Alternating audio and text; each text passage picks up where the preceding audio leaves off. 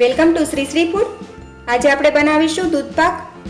દૂધપાક આપણે શ્રાદ્ધમાં તો બનાવતા હોઈએ છીએ, ક્યારેક કોઈ મહેમાન આવે ત્યારે પણ આપણે દૂધપાક બનાવતા જ હોઈએ છીએ।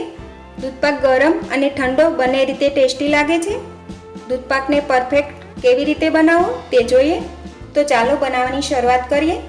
તો તેના માટે અહીંયા મેં 1 લીટર ફૂલ ફેટ દૂધ લીધેલું છે, 1 ચમચી ચોખા, 4 ચમચી ખાંડ, 1 ચમચી બદામની કતરણ, 1 ચમચી પિસ્તાની કતરણ, 1 ચમચી ચારોળી, 1 નાની ચમચી એલચી પાવડર અને જાયફળ લીધેલું છે।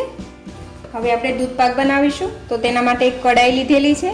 કડાઈની અંદર નીચે થોડું ઘી લગાવીને તૈયાર કર્યું છે, તેનાથી દૂધ નીચે ચીપકશે નહીં, અથવા તો તમે થોડું પાણી પણ નાખી શકો છો। હવે કડાઈની અંદર આપણે ફૂલ ફેટ દૂધ નાખીશું।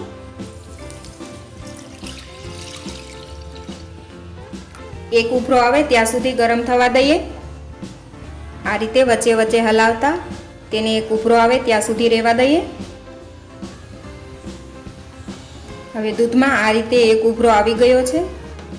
અત્યારે આપણે વ્હાઈટ દૂધપાક બનાવીશું। તમારે કેસરવાળો દૂધપાક બનાવવો હોય આ ટાઈમે તમે અંદર કેસરના 10 થી 15 તાતણા નાખી શકો છો। અત્યારે હું વ્હાઈટ બનાવી રહી છું એટલે કેસર નથી નાખતી।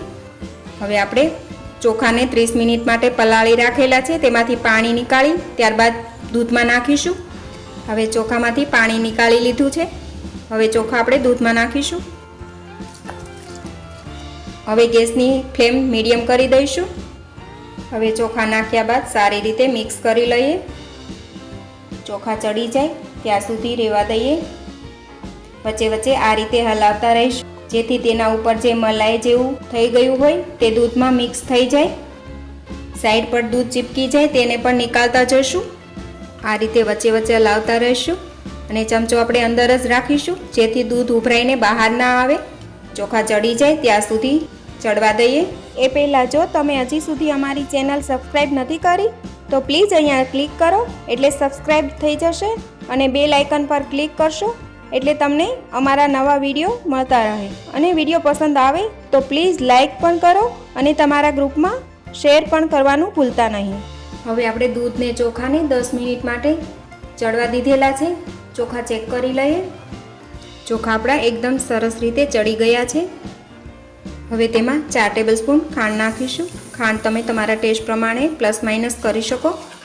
હવે ફરી તેને ખાંડનું પાણી બળી જાય ત્યાં સુધી રહેવા દઈશું। ચોખા ચડી જાય ત્યારબાદ જ ખાંડ નાખીશું। ખાંડ સાથે જ નાખીશું તો ચોખા જલ્દી ચડશે નહીં, એટલા માટે આપણે ખાંડ ચોખા ચડે ત્યારબાદ જ નાખવાની।